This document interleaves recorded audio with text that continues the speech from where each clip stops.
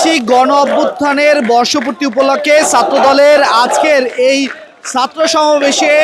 হাজার হাজার নেতাকর্মীরা বাংলাদেশের বিভিন্ন প্রান্ত থেকে এসে যুক্ত হয়েছে। আমরা এই মুহূর্তে রয়েছি ঠিক মৎস্য ভবনের সামনে এবং সেই জায়গা জুড়ে ঠিক এই মৎস্য ভবন থেকে হেঁটে যতদূর যাওয়া যায় আমরা ঠিক এই মুহূর্তে রয়েছি ইঞ্জিনিয়ারিং ইনস্টিটিউটের সামনে এবং আমরা যেমনটা দেখতে পাচ্ছি মৎস্য ভবন থেকে শুরু করে সেই